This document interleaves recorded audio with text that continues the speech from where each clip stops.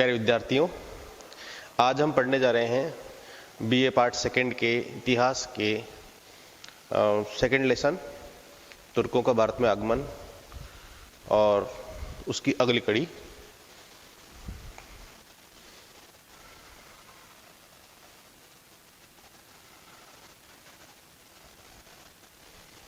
आज डेट है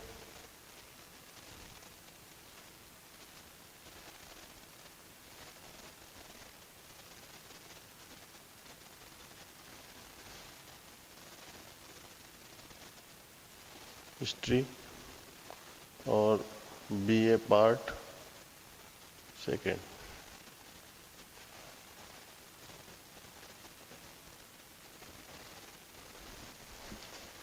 ठीक है, हम इसको रेडी करना भूल गए थे पहले, तो ये अब तैयार हो चुका है। हाँ, अपन पढ़ने चाह रहे थे तुर्कों का भारत में आगमन, ये टॉपिक चल रहा था। इस टॉपिक में हम आपको आज बताएंगे कि महमूद गजनवी ने भारत में कितने आक्रमण किए और उसके क्या उद्देश्य थे। सबसे पहले पढ़ रहे हैं उसके उद्देश्य।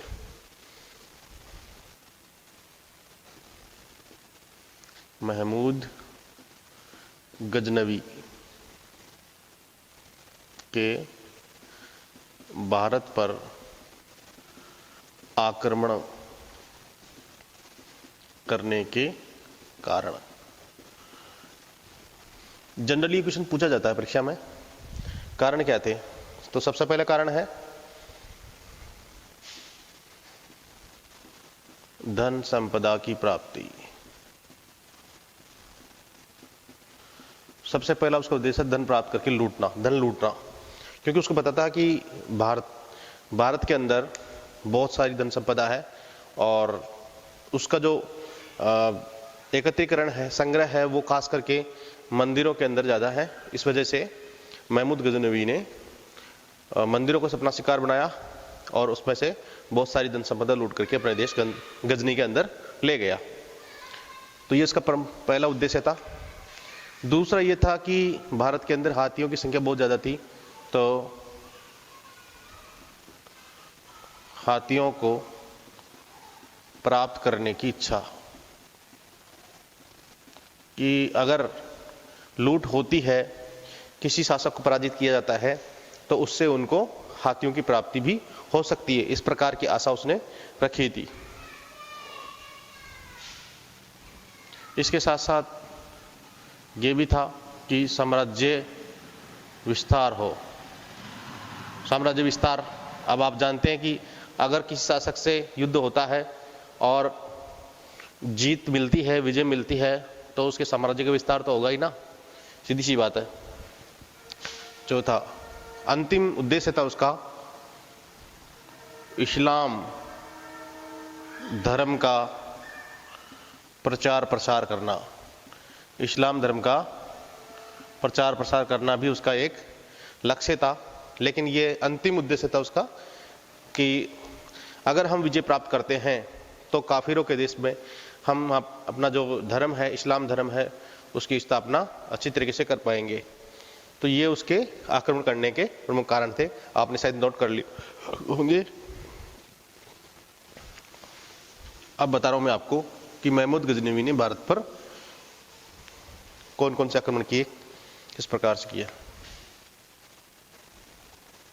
महमूद गजनवी के भारत पर आक्रमण।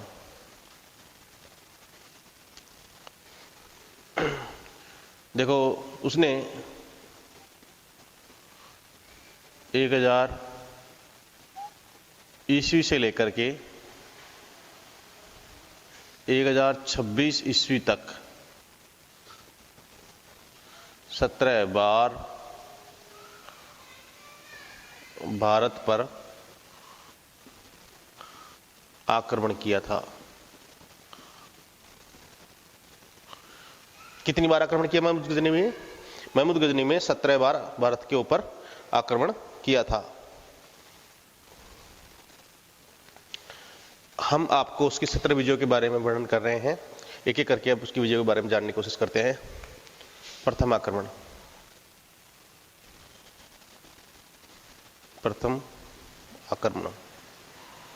प्रथम आक्रमण हुआ उसका 1000 ईस्वी में, ठीक है।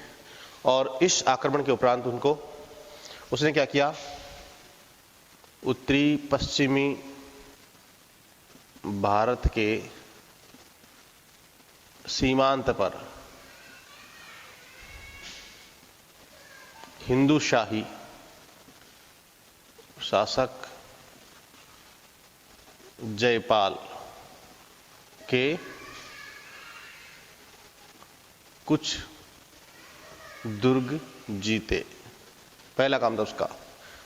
उत्तरी पश्चिमी भारत की सीमांत पर स्थापित हिंदू शाही राज्य के शासक जयपाल के कुछ दुर्ग उन्होंने जीते थे। यह इसका पहला आक्रमण था, सन 1000 ईस्वी के अंदर किया गया था।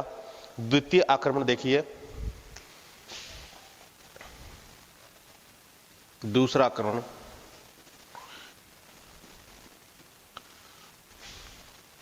तिथि इसकी कंफर्म नहीं है।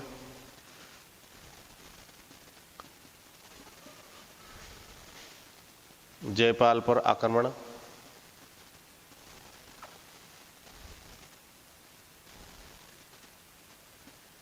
और जीत दर्ज की। जयपाल पर आक्रमण किया और जीत दर्ज की। इससे क्या है,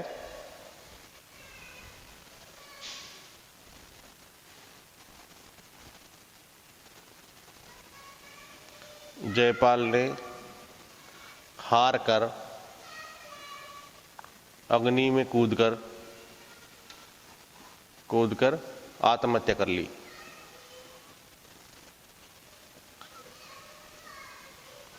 जयपाल ने अपनी हार से शुद्ध होकर के अग्नि में आग में कूद करके आत्महत्या कर ली थी। और संधि में 25 हाथी और 2,50,000 दीनार देनी पड़ी। ये अलग से ऊपर है। संधि में 25 हाथी और 2.5 लाख दीनार उसको देनी पड़ी थी, महमूद गजनी को प्राप्त हुई थी।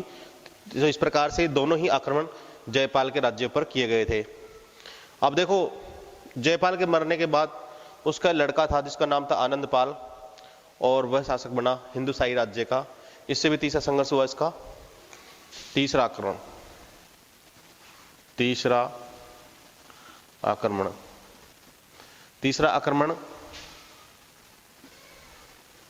हिंदू शाही शासक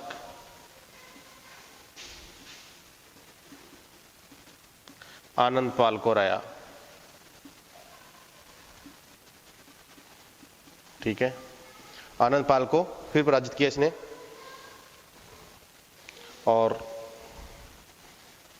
कौन सा युद्ध था ये, इसे कहते हैं भेरा का युद्ध। भेरा स्थान का जगह का नाम है, भेरा का युद्ध, ठीक है। भेरा के युद्ध के अंतर्गत उसने आनंदपाल को पराजित किया था।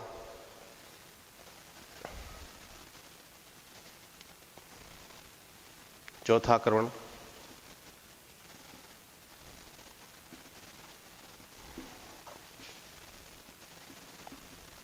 मुल्तान के मुस्लिम, जिनको बोलते हैं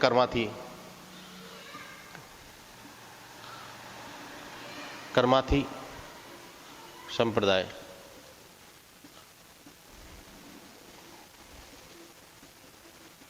शासक को हराया।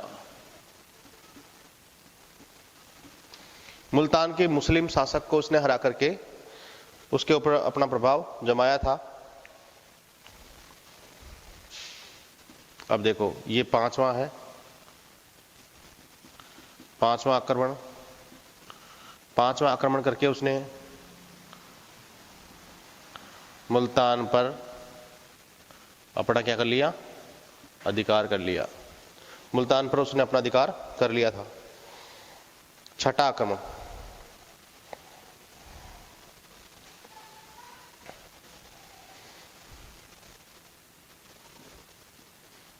छठा आक्रमण लगभग 30 की 1008-9,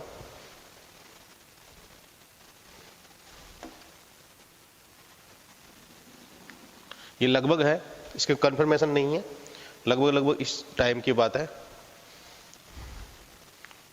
नगरकोट, हिंदू शाही राज्य की राजधानी का नाम था नगरकोट। नगरकोट पर आक्रमण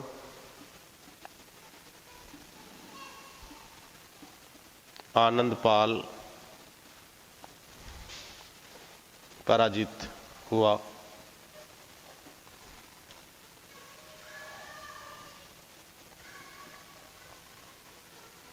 नंदन को नई राजधानी बनाया।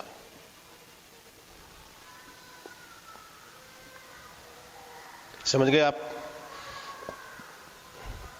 नगरकोट जो कि वर्तमान पाकिस्तान के अंदर स्थित है, वो हिंदू शाही राज्य की राजधानी थी। यहाँ के शासक उस टाइम पर थे आनंदपाल, जो कि ये है आनंदपाल है, वही है ये। आनंदपाल को पराजित होना पड़ा। नगरकोट के ऊपर महमूद गजनवी का अधिकार हो गया और आनंदपाल को भाग करके नंदन नामक स्थान पर नई राजधानी बनानी पड़ी अपने राज्य की। इस प्रकार से ये 6 आक्रमण हो गए हैं। मैं इनको मिटा देता हूँ, बोर्ड आ नहीं रहे हैं, आगे और बता रहा हूँ आपको मैं। तो महमूद गजनवी ने खास करके हिंदू शाही राज्य का नाश किया सबसे पहले, और उसको पूरी तरह नष्ट करने के पश्चात आगे की ओर बढ़ा, भारत की ओर, उत्तरी पश्चिम सीमांत पर। इसके साथ ही अब बता रहा हूं मैं आपको 7वां आक्रमण।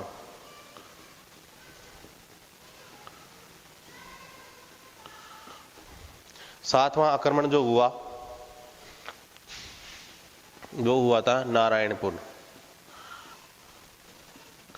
नारायणपुर के राजपूतों को हराया था। नारायणपुर कहां पर पड़ता है? ये पड़ता है अलवर में। नारायणपुर अलवर।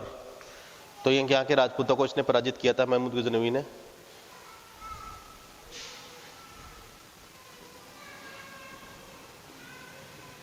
आठवां आक्रमण।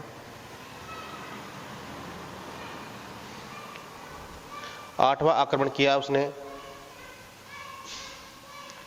1010-11 ईस्वी में मुल्तान के उपद्रव को, वहां पर कर्माती मुसलमानों ने उपद्रव कर दिया था, उपद्रव को शांत किया, वहां आक्रमण करके शांत कर दिया और अपना शासक चेंज करके अपने अंडर में कर लिया उसने मुल्तान पे।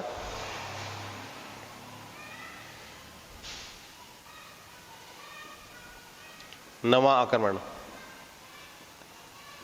नवां आक्रमण किया उसने 1012-13 ईस्वी में, और ये क्या था? थानेश्वर हरियाणा के मंदिरों को लूटा।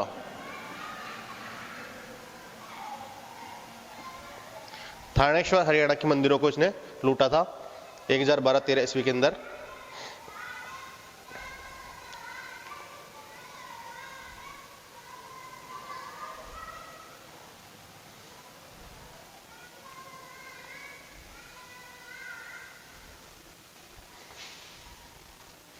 देखिए अब आता है 10वां आक्रमण। 10वां आक्रमण किया इसने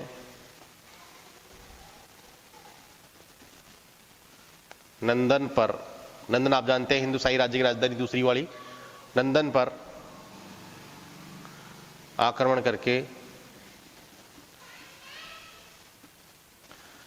त्रिलोचनपाल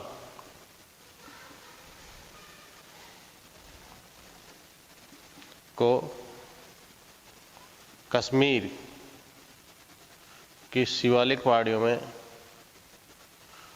शिवालिक पहाड़ियों में भागने पर मजबूर किया। ठीक है, आप नोट कर लेंगे। नंदन पर आक्रमण करके, नंदन जो है त्रिलोचन पाल की राजधानी थी, इस पर आक्रमण करके त्रिलोचन पाल को वहां से भी पराजित करके भगा दिया और बेचारा वो कश्मीर चला गया। कश्मीर के शासक से उसने सहायता ली थी लेकिन फिर भी पार नहीं पड़ी। विद्याधर चंदेल से भी सहायता ली लेकिन पार नहीं पड़ी थी।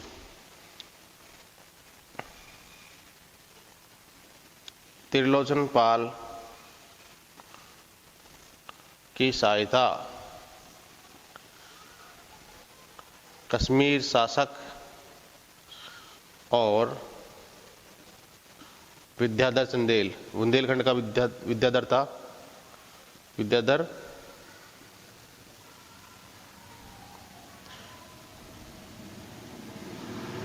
काम नहीं आई, मतलब उसे कोई पार नहीं पड़ी।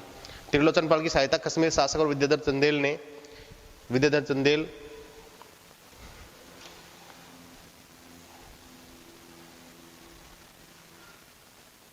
की लेकिन काम नहीं आई। विद्याधर चंदेल ने की लेकिन काम नहीं आई। इस प्रकार से ये असफल रहे। ठीक है, और अब आता है 11वां आक्रमण।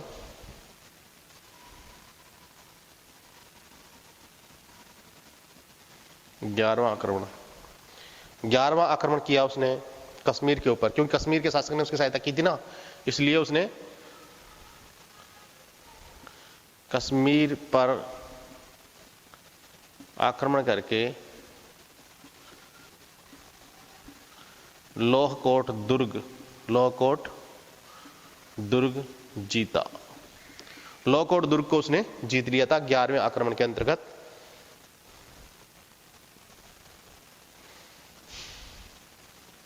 अब आता है 12वां आक्रमण। 12वें आक्रमण में उसने ये किया था 1016 से 18 ईस्वी के लगभग।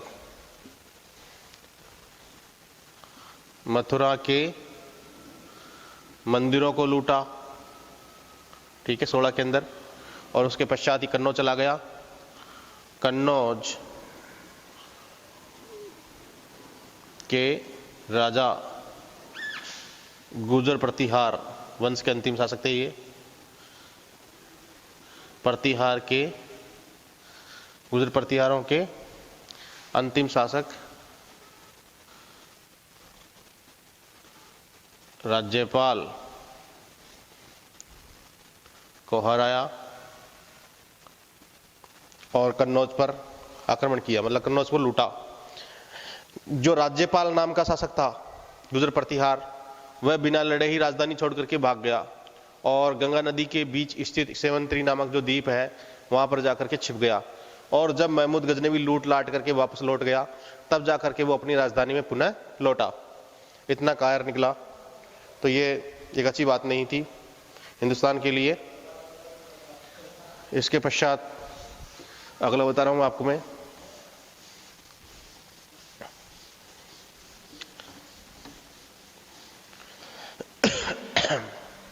तेरहवां आक्रमण।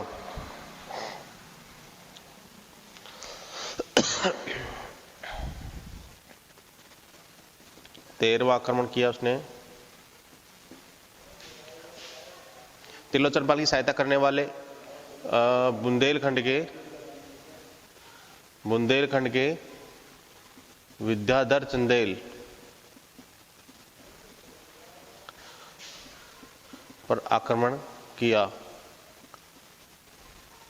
और विद्याधर चंदेल सेना सहित भाग गया। मतलब लड़ाई नहीं, बिना लड़े ही भाग गया डर के मारे ही। और उसके साथ जो भी सहायता करने के लिए लोग आए थे वो भी वहां से रवाना हो लिए। इस प्रकार से बुंदेलखंड के ऊपर भी अधिकार हो गया। अब आता 14वां आक्रमण। 14वां आक्रमण उसने पंजाब के उपद्रव को शांत किया, क्योंकि यहां पर भी कोकर जो किसान थे उनको हराना जरूरी था, इसलिए पंजाब के कोकरों को भी इसने शांत किया था। 15वां आक्रमण। 15वां आक्रमण उसने किया था चंदेलों पर। 15वां आक्रमण पुनः चंदेलों पर आक्रमण किया और उसको लूटा था। 16वां आक्रमण, 16वां आक्रमण देखिए 1025 ईस्वी के अंदर किया गया। गुजरात के सोमनाथ मंदिर को लूटा गया। ठीक है, पहला काम सोमनाथ मंदिर को लूटा। उस समय पर गुजरात के अनहिलवाड़ा के शासक थे जिनका नाम था भीमदेव प्रथम। अनहिलवाड़ा गुजरात के अंदर स्थित है, के शासक भीमदेव प्रथम